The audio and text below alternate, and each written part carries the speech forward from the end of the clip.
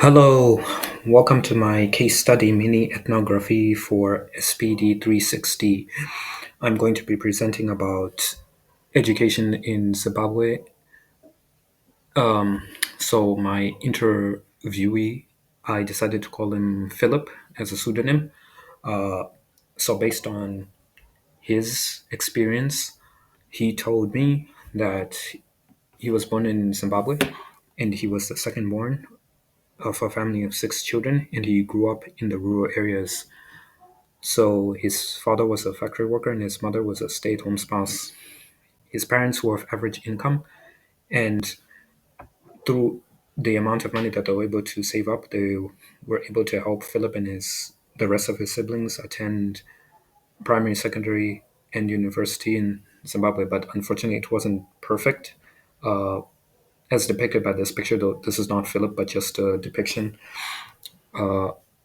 Life in the rural areas in Zimbabwe, it's not perfect, as you can see. Uh, like the family is using firewood to cook, and often, the houses are not, the best. Let's say that.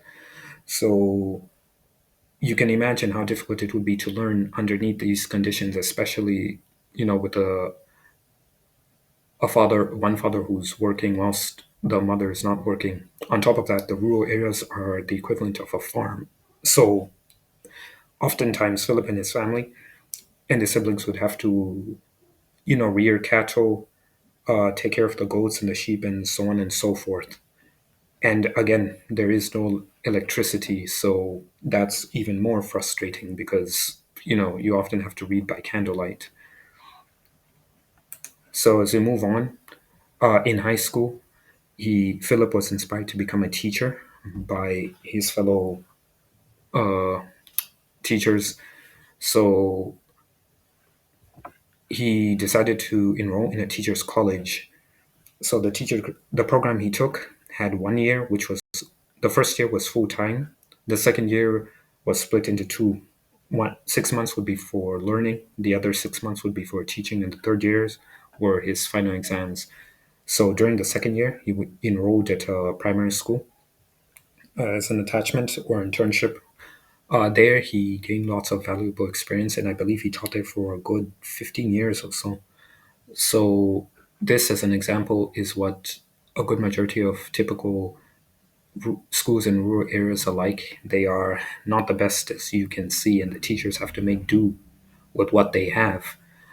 Additionally, the infrastructure is quite dilapidated, and it's just not perfect, but they can do what they have to do.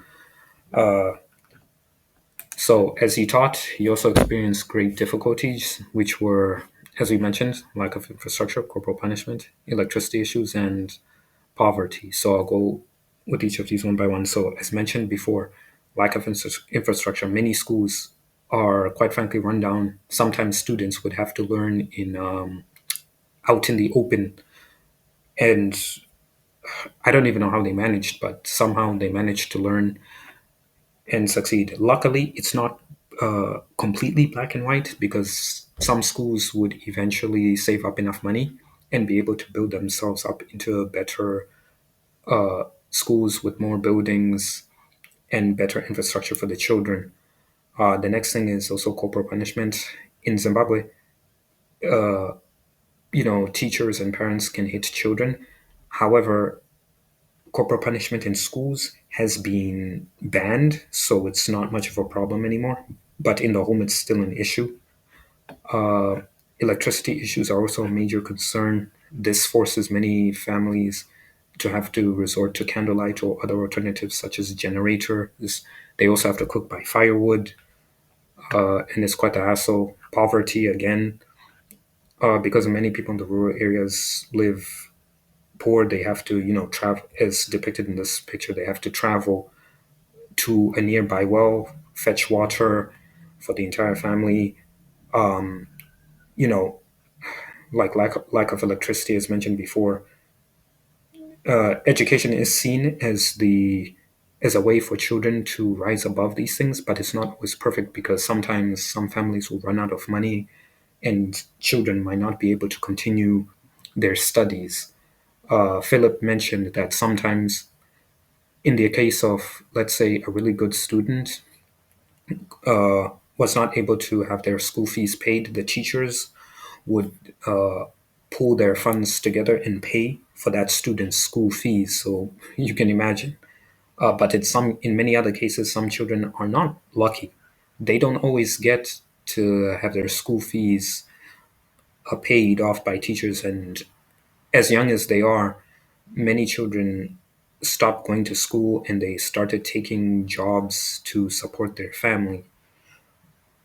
At least it's not black and it's not black and white, as it doesn't happen to everyone, but and luckily sometimes some communities have pooled their funds and resources together in order to still give children a chance at education, and even some adults did not even get to finish their education. So now the government has planned to at least help, people to get to finish their education. So with all that being said, these are the problems facing many children in rural community rural communities in Zimbabwe. Uh, it is not a perfect solution, but luckily the community and the country were doing they're doing the best that they can to improve upon these issues. And Philip also mentioned that when he, in his latter years of teaching before he decided to leave the job, things improved. As mentioned before, they the school was given enough money to build more infrastructure such as libraries and so on and so forth. This definitely gave the children a chance to improve and gain access to more education, including fixing, the electricity issues. And nowadays they're allowing students to access computers, but again, infrastructure is still an issue.